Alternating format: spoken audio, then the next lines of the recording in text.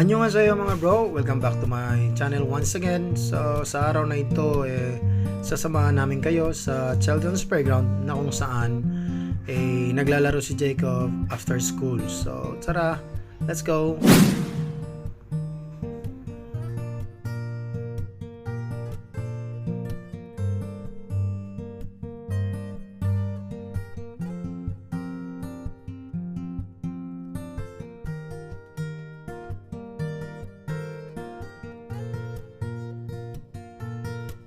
There you go mga bro, ito yung sinasabi ko sa inyong playground nila rito. Ayan, talagang napakaganda, no? One of a kind. Kumbaga, so ayan, si Jacob nag-enjoy talaga siya rito. Halos ayaw niya talaga umuwi pag nandito siya. So yung mga malapit yung mga bahay dito, yung mga elementary na dito sila nagtitipon-tipon, and dito sila nagkikita after ng mga extracurricular activities nila, like for example English Academy, yung math, science, and taekwondo. And after that, dito na sila nagkikita-kita.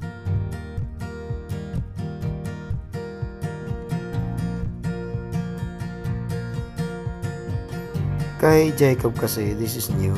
Kasi nga doon sa dati naming bahay is hindi niya to nagagawa. Kasi nga after nang makalipat kami ng bahay, so medyo malapit sa school ni Shad at malapit din sa kay Jacob na merong playground dito, at least yung exposure at na makapaglaro siya sa ibang bata ay nararanasan niya rin. Hindi katulad ng dati.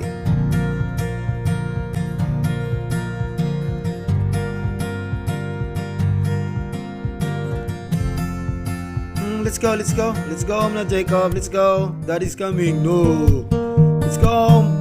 Come on.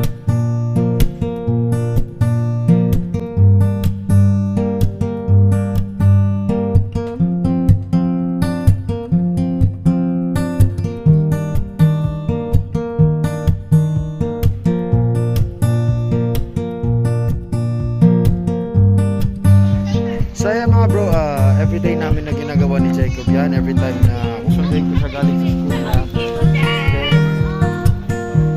hindi siya uuwi na hindi kami dadaan dito.